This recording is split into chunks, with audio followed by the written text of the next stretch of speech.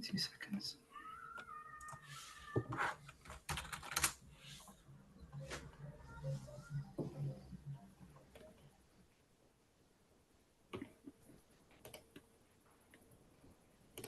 Yeah, pass over to you, Councillor Sanderson. Lovely, thank you very much. Good evening and welcome to everyone this evening. You could be anywhere in the world, but you're here with us at Wormwood Scrubs Charitable Trust meeting on one of the hottest days of the year. So what a brilliant choice you've made. My name is Councillor Sanderson and I chair the committee and I'm deputy leader in Hammersmith and Fulham. We're all completely used to this by now, but can I just remind all participants of a few housekeeping points? Please keep your microphones muted unless you're speaking. Please wait until I call on you before speaking, and please could everybody introduce themselves when they first address the committee. Lovely. So item 1, appointment of co-opted members. Does the committee approve the appointment of Sir Stephen Whaley-Cohen and Faye Thomas as non-voting co-opted members? Yes. Great. Yeah. Thank you. Welcome. Item 2, apologies for absence, none received. Declarations of interest. Any declarations that anyone wants to make? Fine, thank you. Minutes of the previous meeting. Any matters arising, any issues? Stephen? Yes, there are a couple of things that aren't on the agenda. One is how the timetable for the master plan is progressing. Shall I ask them all first? Yes, why not? Yes, okay. Well, that's the first. Sorry, I'm Stephen Whaley-Cohen, just been co-opted for the current year, and also chair of trustees of the Friends of the Scrubs. So the timetable for the master plan, progress on that. The timetable for the matter we discussed last time also, which is signs and access on the scrubs and signs for the current toilets. And the third thing is noting that the ID Verde grounds maintenance contract ends in 18 months, what the process will be for either renewing it or not renewing it and looking for somebody new. Thank you. Thank you. I think on the first two, if it's right with you, we might send you a written response just with the details of timetable rather than trying to go and remember all the timetables now.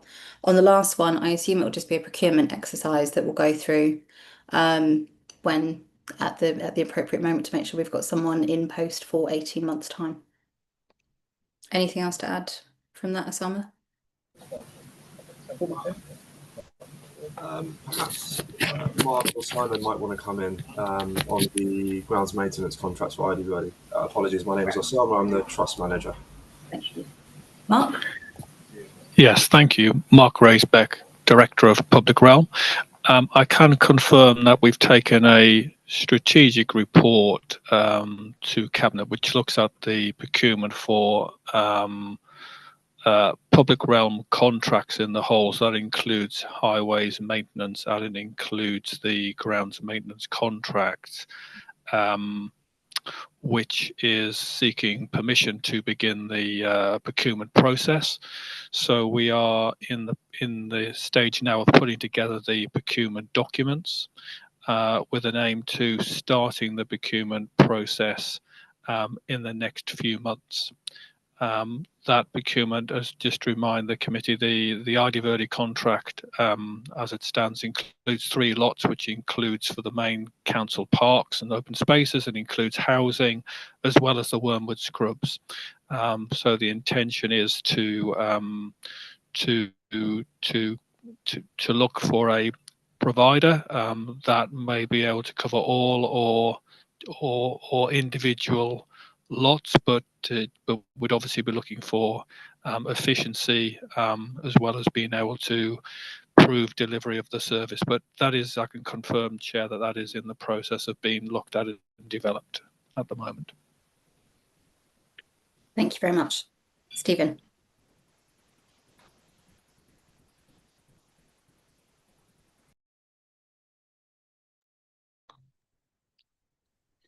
Last time when ID Verde were chosen at the end of the process, you kindly invited 2 of my colleagues from the Friends to participate in the the process, and we would be delighted to offer our support and assistance if that's welcomed again. Thank you very much. We'll leave that Thank to you. come back to you on, but thank you. Thank you very much for the offer. Lovely. Any other matters arising from the minutes? Fine. Lovely. Are they approved?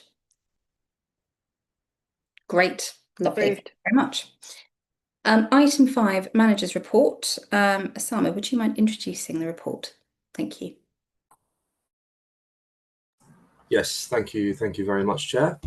So the first item on the report, let me just pull up my notes,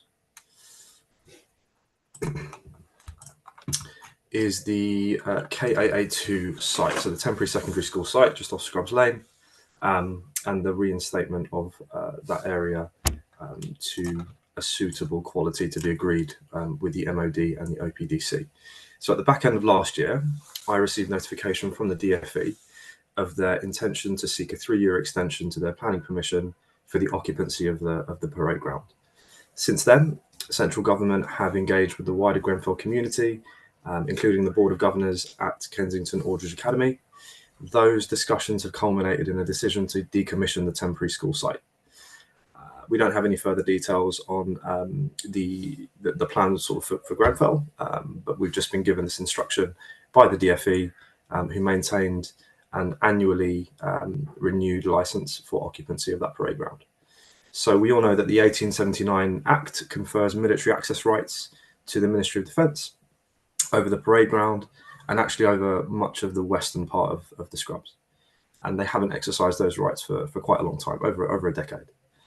So the initial reinstatement plan that was written in 2017, you sort of look at the photos of what existed previously, and the instatement plan allowed for it to be repatriated to its exact specification previously, which was a sort of unbound kind of gravel surface, lots and lots of different kind of potholes and undulations around the area. There was wooden fencing around the perimeter with no security gates. And so since I submitted this particular management report, we have engaged in a feasibility study with the DfE's contractors, who have concluded a list of recommendations, one of which being that the 60% of the site is tarmacked at the moment.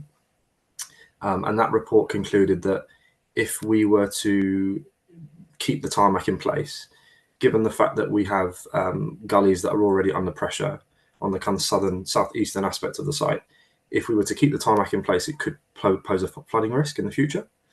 So the recommendation is to excavate the tarmac, lift it and take it away, and to essentially resurface the area with a sort of MOT type 1 gravel aggregate, similar to the way that the entrances, the redeveloped entrances, the gravel paths that we've got there, similar to them, with a limestone finish on top. And so that's the proposal at the moment. That wasn't included in the initial reinstatement plan. So we're just looking at how we can include that on an updated plan. The electrical substation was there previously, but the water and foul drainage supply wasn't. So the proposal is also to cap off the water and foul drainage at the mains, and also to keep the electrical substation in place, as well as the fencing and the gates. And so as this is a slight divulsion from the initial reinstatement plan, that will need to be agreed with the OPDC before the DfE can discharge their planning obligations. And so really, you know, it's a good opportunity for us to think about how that site is used, and how that kind of fits in with the strategic pillars that we agreed at the last committee. And so I circulated some meeting options for the committee to gather outside of the regular committee structure to talk about this, among many other things. So hopefully we'll come up with a date to meet very quickly. But essentially, we still need to agree the reinstatement plan. That needs to be coordinated with the Ministry of Defence and the OPDC. And so this committee is asked to consider both the long-term future as well as delegating authority to the trust manager in finalising the reinstatement plan and entering into a licence to reinstate the site with the DfE. Thank you very much. Any comments, questions or thoughts? Okay, Stephen. I have a question. If the tarmac can't be retained, you described what would go down instead, but you said it would have some kind of slate on top of it. Won't that also be hard? Like tarmac is hard? As opposed to the red gra, which was not hard. I mean, it was hard, but it wasn't solid like tarmac or slate is. I think it's semi-permeable, so it's not quite the same. It's got some absorption. Okay. Lets the water through, does it? Yes. Yes. Anything else? Obviously, I am very hopeful that we can retain assets and then do something with that bit of the scrubs and turn it into a slightly different entrance way. Obviously, there's a lot around that bit of the pony centre, the BMX park. It would be nice to be able to have a collection of things there that were nice for people to come and visit, and having plumbing means we could have some loos there or something like that. Faye. Yeah, I just wanted to feedback as well. I think it'd be silly to waste a resource that has a lot of potential. There's been talk for quite a long time about an ecology centre somewhere on the scrubs. That would be an ideal location in terms of the access for schools and things like that. Even a very small thing in a tiny corner of it, or potential use for like a farmer's market or something. There's like a lot there. It would be very silly to waste all that money that's been put into building infrastructure just for the sake of the previous plan. Completely agree. I think the challenge will be making sure that OPDC is also of that view, because the decisions are not always predictable. Fine. Any other thoughts, questions, or happy to approve? Happy to approve? Happy to approve. Great. Yeah. Thank you very much. Lovely. Update on performance of grounds maintenance contract. So Sam, I'm staying with you. Thank you, Chair. So since March, the GM contractor continues to perform to a satisfactory level. We've had no complaints received from the public in that time, and all sports pitch preparations were completed in a timely manner, as instructed via the contract specification. The management reports includes a list of upcoming activities, which I won't go through in detail, including the end of season renovation works and the ecological activities overseen by our on-site ecologist.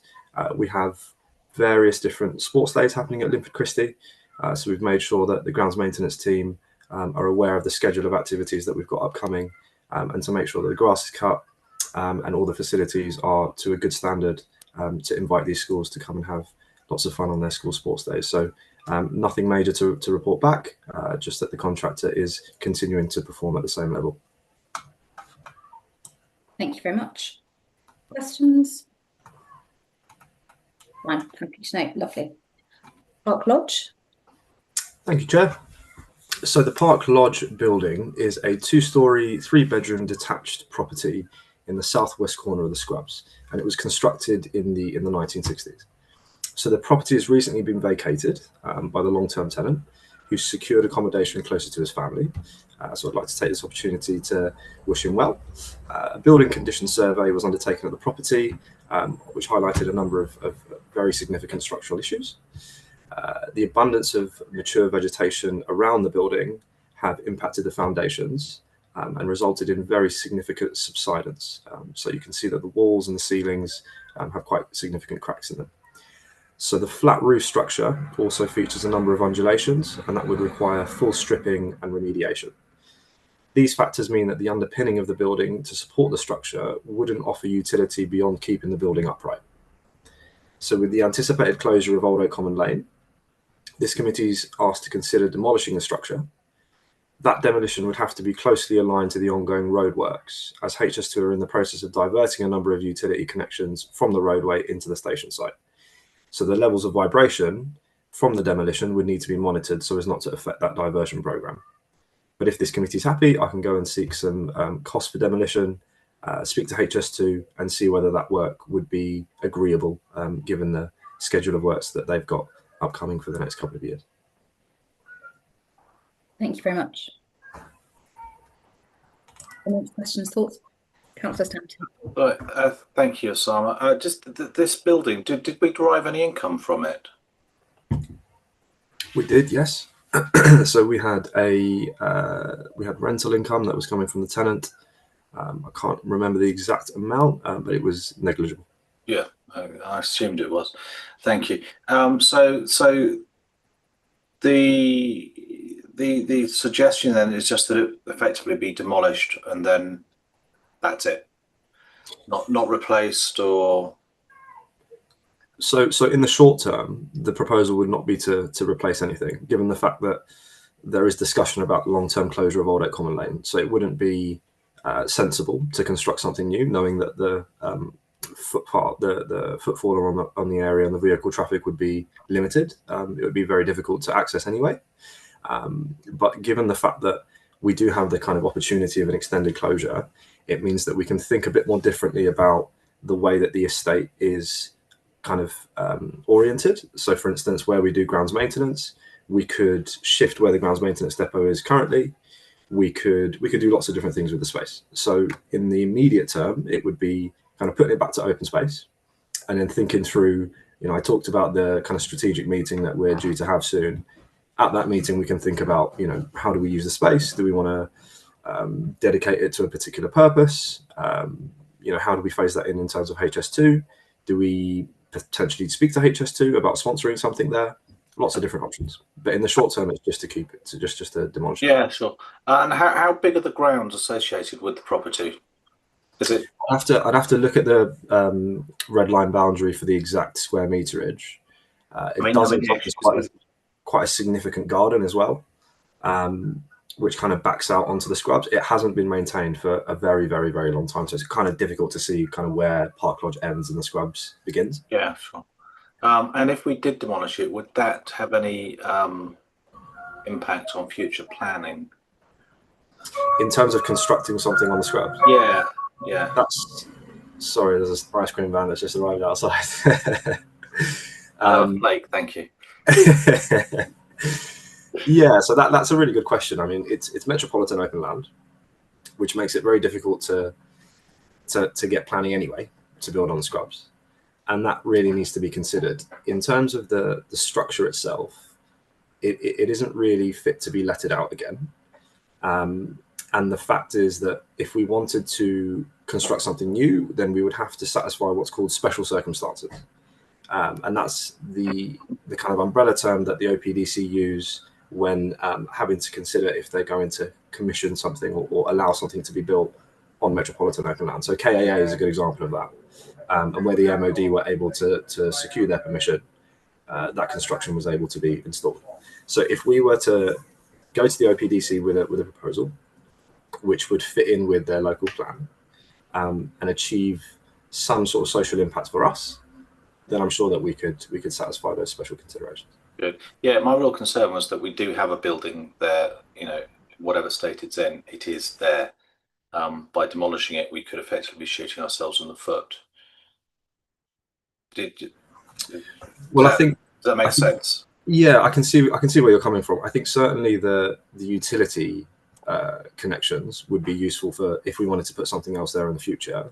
But the fact is that the foundation has been significantly impacted by the vegetation that's in the area. So if we know that the base is weak, then it wouldn't be prudent to build upon anyway. We'd have to kind of excavate that out anyway and lay a new foundation of something new to be built on top. So that there's a kind of balancing act between making sure that the utilities can be used in the future and making sure that we mitigate the risk of potentially the building falling down. Sure. And that was exactly the conversation we had, because those were the questions I had about it. I think that the challenge with it is it's in such a bad state. It is at quite high risk of imminent collapse from the sound of it. So we're very pleased that the resident is no longer in situ. Fine. Yeah. Okay. Thank you. Thank you. Faye, and then Stephen. I'm completely in favour of it. Sorry, Faye first. Right. Stephen, yeah. No. Do we know at what point after you demolish a building does it cease to exist in terms of, following up on what Dominic just said, at what point when a building's been knocked down can you no longer build another building on it, for instance? And also, do we know how it came to be there in the first place? Was it used as a park sort of gameskeeper's lodge or something? Yeah, so the tenant who has recently vacated actually used to work for the council, and he used to work at Linford Christie. He's got some fantastic stories about how that site was used and kind of his interaction over the space. And so essentially, it was used as a facility for a staff member of the council to live there at a heavily subsidised rate and to be closer to site, essentially. And in terms of the first question, really it's about the infrastructure and the utilities. So if we cap them off, that's not to say that we can't use them in the future. If we were to seal them at the source and go to the utility company and say, this thing has been completely decommissioned and we don't have any use for the gas or the water or the electricity, then it would be harder to construct something of a building spec worthwhile in the space. But that's not what we're proposing to do. We're just proposing to cap them off in the building. If we wanted to demolish the building, we get rid of the external facade and essentially maintain the ability to use those utilities in the future. Thank you. Stephen. I hear where everyone is coming from, but I think, firstly, there should never have been a building built there. And we should sort of recognize that for ourselves. It's very close to or in one of the most ecologically sensitive bits of the Scrubs, I'm told.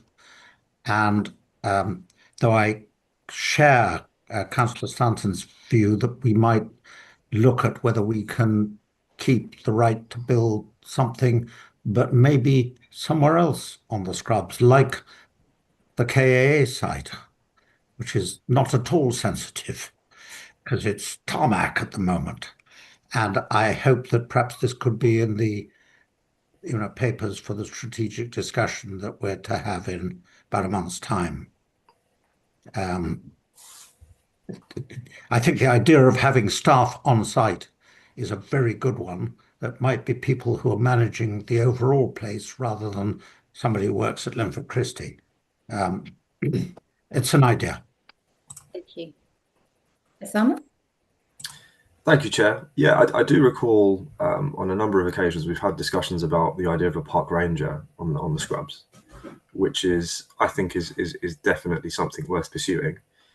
If that person were to be based anywhere, it would make sense for them to be in an area where there's relatively high footfall, rather than being kind of tucked away in the corner, kind of not really seeing necessarily any activity. So while I think that the concept of having some sort of welfare facility or accommodation for someone who is on the Scrubs dedicated to the space is a really good idea, that particular building in its location doesn't really serve that purpose. So I do agree with you, Stephen. And we can kind of explore options, as you said, at that strategic discussion about what we do with Park Lodge, but then also how we can kind of think about where a ranger would sit. Thank you very much. Okay. All right. Lovely. That's a to note. So let's move on to, and yes, I think lots of wider discussions like that. Linford Christie Sports Stadium Capital Programme. Osama, staying with you. Thank you, Chair. Just give me one moment. Okay, so the changing room scheme, which was reported previously at the committee that the first phase had been completed, with all the changing room units being available to hire back then. So the second phase has been completed during that interim time. The space itself is sort of 4 bespoke porter cabin units put into one. So it can host roughly 30 or 40 people. It features an accessible ramp and additional toilet facilities. And so that's available to be hired now at, I think, a cost of £39. And that can be hired via the sports bookings website on the council's webpage. Now we have 2 remaining brick structures on either side of the entrance, which house, one of them houses an electrical substation, and the other one is an old toilet facility, an old toilet block. So we're exploring whether or not we can kind of demolish the second one, the old toilet block, and potentially place a sort of cafe facility at that area, which can serve out on the Scrubs and also to Linford Christie for the attendees who might be at certain events. So we're exploring the feasibility of that at the moment. The brick structure for the electrical substation near the gym side will need to be maintained. It has been sealed off, which is good. Nobody can necessarily access that space unless they've got an incredibly high jump and they can jump over the hoarding. But that is secure for now while we think about a long-term solution for Linford Christie. In terms of the second program, the artificial pitch resurfacing scheme. So we're very, very pleased to say that this scheme is almost complete. We only have the installation of the new gates at the entrance of the depot, the sports equipment that needs to be installed, and the reinstatement of the site. They're all kind of pending on the work program. Once they're all complete, then we'll have our surfacing tests carried out, and we'll be in a position to start communicating externally about the ability to hire out these facilities. So with these final steps in motion, officers will draft a final version of the lease, which will be based on the initial agreement for lease, which was signed with Kensington Dragons back in 2021. So the committee is asked to delegate authority to the chair for final sign-off on that lease. Thank you very much. Are we happy to approve? Yeah. Great. Happy to approve. Lovely. Thank you very much. Item 5, Osama, you again on the resurfacing between the Old Oak Family Hub.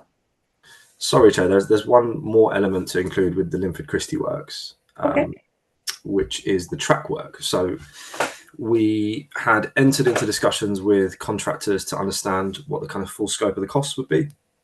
And at that point, we were using survey data by Labo Sport, which is a sports consultancy that come in to essentially check whether the track meets trackmark standards. And that's an accreditation offered by England Athletics. So since then, and in sort of partnership with the scheme, the artificial resurfacing scheme, we undertook further tests through surfacing standards, and they have unearthed a number of undulations across the track, which suggests that in the interim, there has been some sort of activity which has meant that the base layer between the running track has been significantly damaged. And so that has kind of forced us to rescope the kind of scale of the program. So we have 2 cost options that SSL, our consultants, are considering for us at the moment. The first would be for a partial remediation of the base layer. We can see that a lot of the undulations they're worried about, that we're all worried about, are kind of on the eastern section. So that first cost option would be to just resurface the tarmac underneath, the concrete layer beneath, and then the full track on top. And the second option would be to completely resurface all the concrete beneath the track, as well as the new running track. So we're yet to receive those costs back. At the moment, the trust's budget for the whole scheme is £500,000. Half of that is coming from the King's Coronation Youth Fund, that award given by the council, and half matched by the trust. So once these cost options are secured, officers will consider whether the trust can afford to cover an additional cost. If that is deemed feasible in relation to the trust's financial policies, then we'll work with the chair to ensure the programme is pursued. We've made sure that Thames Valley Harriers have been engaged the whole way. This is quite a setback in terms of understanding that the whole scope could be reevaluated. Understandably, they're very frustrated about this. This programme has been sort of 2 years in discussions. So understandably, they do have some worries. The trackmark accreditation will expire in August. And the earliest window of being able to pursue this work would potentially be September. And that would really depend upon the availability of contractors. It's summertime, it's perfect time of the year to get a running track laid. So chances are they're going to be very, very busy with other works at the moment. So we may have missed this window potentially. So that's where we are at the moment. And I guess what we really need from the committee is delegated authority to the chair to pursue the programme if it's deemed to be financially feasible with what we are stating in the budget that we've projected for the next year. Thank you. Councillor Stanton. Thank you, Osama. Just a quick question really about timescales. So if we've missed like the window for September, I don't know how long the works take to do. But if we have missed the window now, is there another window kind of like within this year, or would we have to wait until next year?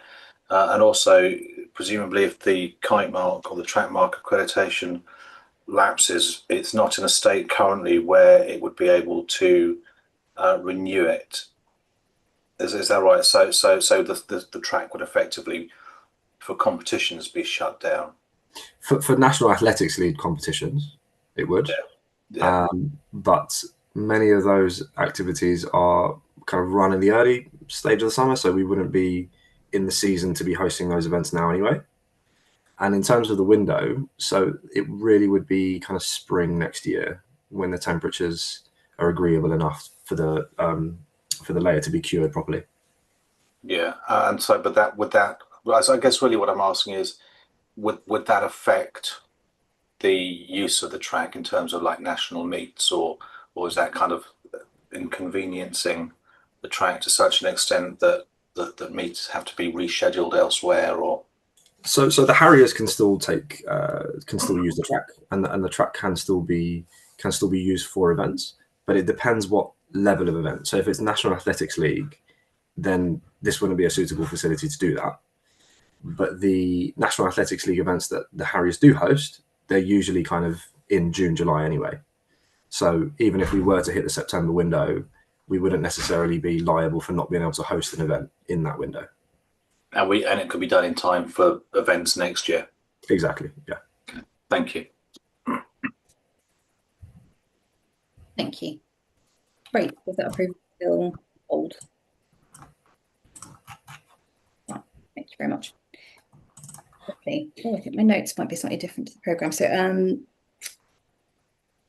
are we going to, is it Victoria next for the Braybrook Play Area Improvement Scheme update? Thank you, Chair. I'm Vicky Abel. I'm the Wormwood Scrubs Development Manager. And to update on Braybrook Street Play Area tender, committee will recall that a budget of £198,300 was approved at the last meeting for new play equipment and safety surfacing at Braybrook Street Play Area. The project was split into two phases, one for the under-8s play area and one for the over-8s.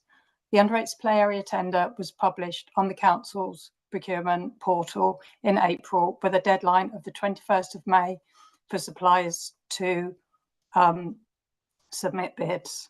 One bid was received and that is currently being reviewed and evaluated. If the bid is approved, the play area could be constructed in September, October time. In addition, the existing path from Braybrook Street entrance will be extended into the play area to improve access, and a fence will be installed. If the tender for the under-8s play area is successful, we will publish the tender for the over-8s play area, which is like the phase 2, straight after. And if the under-8s play area is unsuccessful, we will look at tendering both phases together as one procurement process, but that, as it's over £100,000, that will involve a slightly longer route to procurement and will take more time to implement.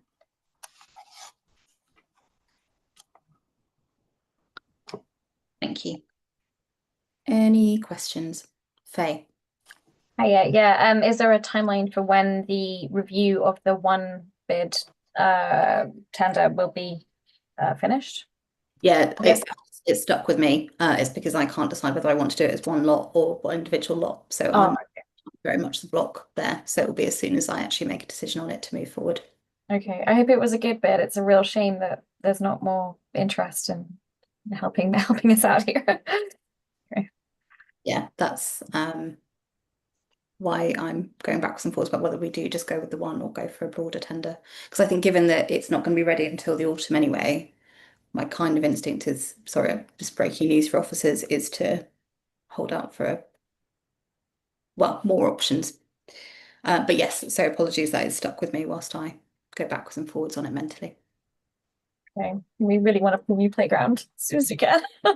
Yeah, I think we do, but I also want it to be the best possible one. And if it's a case, because it will be 6 months difference, and if it's that we get one with one tender that opens in October, and it's less good than one that could then open in the spring, that's a better offer. That's why I'm keen on having something that's as good as it can be for that space. Fine. Stephen. Yes, some of the friends have a suggestion that whatever the timing of it is and however it's done, there is no shade there, and that we should think about planting 2 or 3 trees which will, in 20 or 30 years, grow up to provide decent shade when it's lovely weather like this for the playground area. And we'd like to put that forward to the tree planting team through Osama and Vicky. Yeah, it can be difficult with trees in play areas, because I do understand what you mean about there not being enough shade there. And I think there's other things that we could do there, that you can get kind of structures that provide shade rather than trees, because if we were looking to put more equipment in there in the future, it could be limited by where the location of the trees are. And also limbs do sometimes drop from trees, so that can obviously be a health and safety hazard as well. But definitely take your point about shade, and we can look at getting something that can provide some shade in there. Thank you. Thank you. Any other questions? Fine, thank you. Okay, lovely. Thank you, Vicky. Osama, back to you for local nature reserve. Yes, thank you very much, Chair. So in light of the climate and ecological emergency, officers and the wider community would like to thank this committee for remaining committed to ensuring the protection of the ecology of the scrubs. The designation offers a unique opportunity to enhance educational outcomes in the meadow and on the wider scrubs through facilitated outdoor learning, which is a key desire of the wider community. I'd also like to take this opportunity to thank the Friends of Wormwood Scrubs, the LBHF Ecology Team, and RSPB for their support in making this designation a reality. Over the coming year, we'll see some further improvements to the meadow via the master plan works, along with co-produced accessibility improvements. Thank you very much. Comments, questions? Fine, thank you. I think that's noted. And resurfacing behind the Old Oak Family Hub. Thanks again, Chair. So despite a very, very busy time of year for resurfacing contractors, a suitable and reliable company have been selected to undertake these works. The carpet is expected to arrive in the final week of July, with the work scheduled to take place immediately afterwards. The facility will be closed for 2 weeks while the works are undertaken, and this will be communicated via the Family Hub, local school, and the Residents Association. Officers are confident that this work will be completed by mid-August, mid to late August.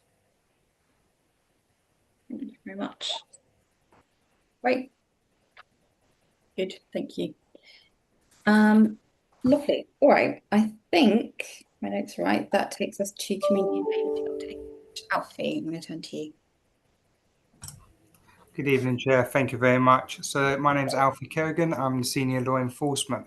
So I'm going to jump straight into the LEP report and give a brief overview of the major aspects of the report. So details of our work in and around Wormwood Scrubs dated 28th of February 2025 to 30th of May 2025.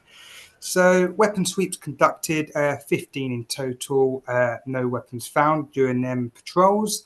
ASB patrols conducted is 68 in total. We say these are to tackle reports of ASB which are being reported by the local residents. Dog issues and public space protection awareness, 19 patrols in total. These are following engagements with residents which led to several cases of compliance. We have general engagements, which total a 43 engagements and patrols. So these are engagements with the general public and persons using Wormwood Scrubs. Dog-related public space protection order and the enforcement aspects. So this is surrounding fixed penalty notice and community protection warnings, which have been served. So one incident, which a let officer came across a dog walker with 6 dogs. The individual became very aggressive. The police were called and eventually managed to obtain their name and details, and the FPN was issued. Also to bring to note as well, one community protection warning has been issued in May to a known dog walking company. This is in addition to the previous ones served as well over the last year and last year prior to that. So in terms of fly tip and waste, we haven't received any reports or anything regarding that on the scrubs. High visibility patrols, 175 have been conducted in total. This gives us an average of 2 patrols per day across the scrubs. Illegal encampments, there have been 2 reported in the past. We currently are experiencing 1 more encampment on the scrubs, which is underway, and outreach services are in contact with the individual where he is taking the support of being rehoused. So this is still a work in progress, but he is engaging with outreach services. Abandoned vehicles, we haven't had any notification of any abandoned vehicles since the last report. Daily lock-in duties are still undertaken and continued by the Let Night team, unless the team are extracted to conduct other urgent duties across the borough. So a total of 330 patrols were conducted in the scrubs during that period. So I'm going to jump to one other major point now, which was also raised in the previous meeting. All reports, all issues and concerns are to be highlighted and emailed directly to let.hf@lbhf.gov.uk. I believe there was some confusion on who to contact with regarding the concerns persons had, so it'd be directly to the Let email inbox. With regards to the College Park and Old Oak ward inbox, emails can be sent there as well. As you say, this is monitored by the seniors and the ward officers. However, the emails there may not be picked up straight away, where the main Let inbox is monitored 24/7. So guaranteed to be picked up and responded and acted upon accordingly there. So I'm also going to jump now to the first bar chart, which stipulates the PSPO enforcement and the fixed penalty notices across the bar, which we have served over the last couple of years. As you can see, we give the dates for 2022, 23, 24 and 25. So these PSPO FPNs will give you a good indication of the amount of fixed penalty notice we have served in that time frame. And then if we jump over to the next bar chart, these are the FPNs which have been issued by a public space protection order type. As you can see here, it gives a detailed report of the individual FPNs which have been issued. So it gives you a general overview and indication of the amount of FPNs that have also been served there as well. Now leading on to the last page of the report, as I say, I've just previously mentioned as well, with regards to the contacts, myself, Alfie Kerrigan and Claire Willis are acting seniors for the North and in charge of Wormwood Scrubs area and the ward officers who patrol that specific location. Feel free to reach out to us and the College Park and Old Oak email address, but I must stress, any urgent information which needs to be reported, make sure it is sent directly through the Let main email inbox. Thank you very much, Chair.